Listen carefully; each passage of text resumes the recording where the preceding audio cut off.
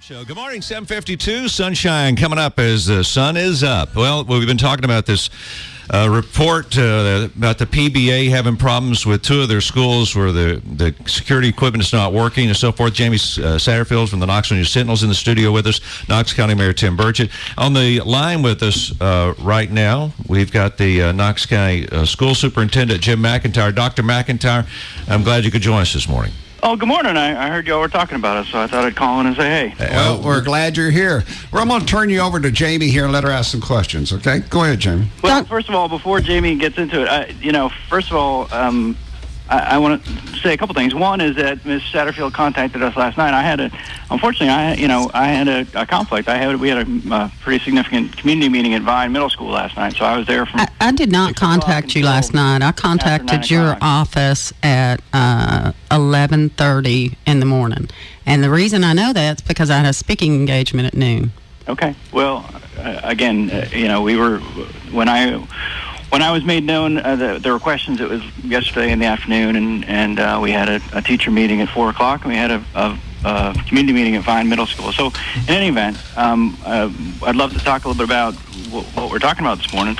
The PSCD contract was let sometime around 2006, and in 2000 it was a bid process that the county went through, and we worked with the County Procurement Office to go through the regular bid process. And in 2011, the PBA contacted us with information that the work that PSCD had done at two schools in particular, at Hard Valley Academy and at Powell Middle School, that they had identified deficiencies.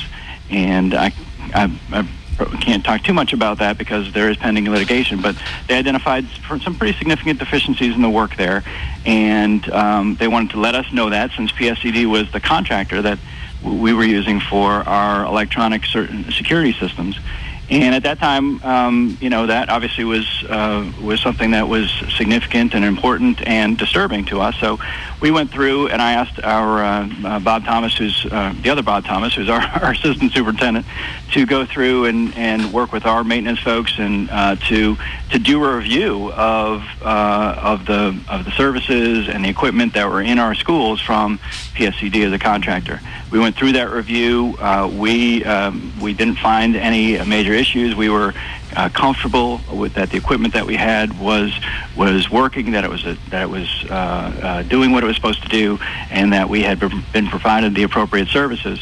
But we also, recognized that the deficiencies that the PBA had identified were real and important and supported the termination of the contract with PSCD. Your maintenance department they are certainly not experts in security. Why didn't you use the same firm that PBA did to do an audit? That's been one of the problems that I found in this deal is that your head of maintenance. Just as PBA is not skilled in security systems, and neither are your people, and that's why they went to experts in Stanzel. So my question is, in terms of doing an audit and making sure that this is the right equipment and that it works properly, why didn't you get an expert? Well, we do have some folks who have expertise in electronic security equipment, and we leveraged some expertise as well. And I felt comfortable with the review that we did, and that we were comfortable that the equipment that we had in place was properly installed, that was working well, and that it was doing what it was intended to do. So are you aware that I felt good about the review at that time. Now, the contract was terminated, and I think that's appropriate. I did give Ms. Satterfield a statement last night. The way that it was characterized in the article was supporting PSCD. I don't think it. My statement said that we supported PSCD. You said that you had confidence in the work of PSCD. No, That's exactly what I've got it on my phone. Okay. Well, I'll. And are you aware that at Central High School, where we had a school shooting, that the camera was mounted behind a pole, and therefore KPD was not able to get footage of that shooting? Are you aware of that? I'm really not going to get into the details of specific security measures. That's something we don't talk about publicly. because obviously based on security concerns. So I'm not going to, unfortunately, I'm not able to get into the details school by school, equipment by equipment, personnel by personnel, because that's not something we do publicly. Hey, Dr. McIntyre, let me ask you a question, though, because I can feel a lot of parents out there right now saying, are you comfortable that all the equipment in all the schools is working properly? I am. We went through a thorough review, and I feel comfortable that the work that was done by PSCD in our schools, absent these two instances that that were identified, and these were real issues, and these are real problematic, and there's a pending lawsuit because of it. But absent those two areas, we feel comfortable that the work that was done, the equipment that was provided, is appropriate and is working to do what it's supposed to do, which is. But if this company put in a keypad that's not, they took it off the wall, there's no wires behind it. That's the problem. And then it would make me think that the rest of the schools may have problems. And why should we think that they did? And that wasn't what they were supposed to do, and that's why the contract was terminated, and that's why there's lawsuit pending. But if they did, Dr. McIntyre, if they did such a terrible job at these two schools, why would we think they did a better job somewhere else?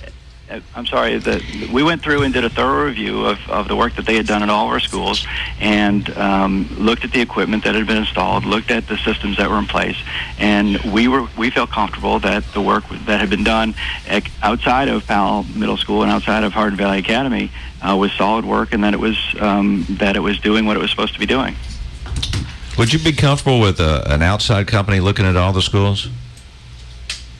Would I be comfortable with it? We went. This is the review we did was in 2011. Can you answer that? And we leveraged some expertise. I'll have to go back and check. We may have even brought in some outside folks to help us with that review. I don't specifically recall who the contractor might have been. But do you have any documents about this review that would be available for us to look at? Obviously, that would be public record. Sure. Yeah, no. Will you provide those later today? The details of that certainly would be a public record. Now there is a security, there's a safety and security exclusion. So we try not to get into the details of specifics around school safety for obvious reasons. Now, Dr. McIntyre, would you not? Public domain. Okay. Now, would you not agree? Mm-hmm. Honestly, I mean, if these major problems were found at two schools out of all the schools in Knox County, and the same company did all the schools, would that not lead you to think that there's problems in the other schools too? Well, of course. That's why I had the review done. Okay. I mean, but you said you did not find anything that anyone would have, and that's why I asked for our folks to go through and make sure we did a review and see if there were similar deficiencies. And you said there are not. Is that correct? There were none in any of the other schools. We did not have the same type of deficiencies. No, we did not. We were a camera mounted on a pole behind a pole when it's supposed to be surveilling the cafeteria at Central High School is a problem. It's bad placement. So there's a problem right there. Unfortunately, I really don't. I'm not comfortable speaking about specifics when we talk about school security, specific strategies and specific equipment or personnel at specific schools. So I'm not going to. I'm not going to comment on that. Well, and Dr. McIntyre, we appreciate you taking the time to call us, and because I think a lot of people. It's the main thing that we all want to avoid here, regardless of what all the personalities involved, is to make sure our schools are safe for our kids. Absolutely, and that's our top priority every single day. Yeah. I take that responsibility and that obligation extremely seriously, and we work every day to make sure our kids are safe. And so, again, if ever there are issues or challenges or problems, we get to the bottom of them and we address them. And I feel like that's what we did in this case. And I was, we worked with PBA. We got information from them. We went through what I believe to be a thorough review.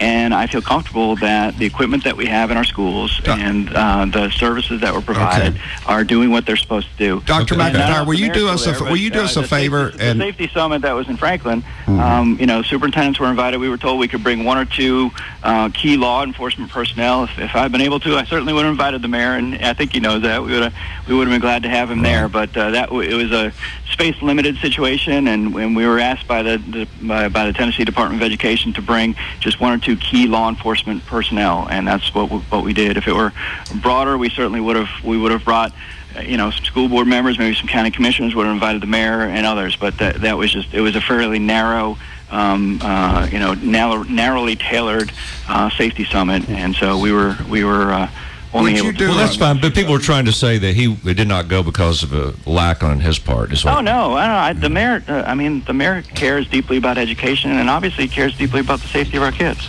Would you make this information available to Jamie so she can look into all of this information, and would you talk with her today or at your earliest convenience so that we could follow up on this and just assure the parents in Knox County that everything's okay and we can bring all this out and open and get it over with?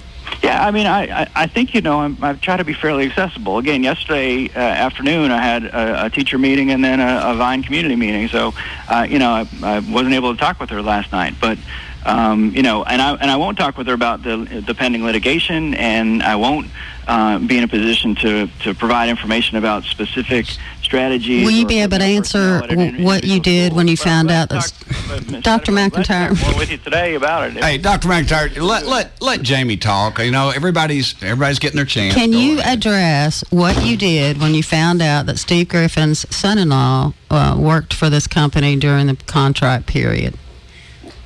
Well, yeah, I mean, I asked questions about it, and my understanding was there was no impropriety at any time. My understanding is that after the contract was in place and bid, one of Chief Griffin's, I believe it was a son-in-law, was employed by this company for a period of time, and I think about 2 years, and I think he was laid off at some point in that time frame, and so there was no impropriety, and I did ask some questions about it, but was satisfied that there was no impropriety. Okay, thank you. All right, thanks, Dr. McIntyre. And as again, back to my other question, I really never heard an answer to. Would you be comfortable with an outside expert looking at schools and making sure they all work? Well, again, I'll go back and see what expertise we leveraged at the time. This was 2 years ago, we may have brought in some outside folks to have that expertise. I don't specifically recall, but I do recall that we did a very thorough review, and so.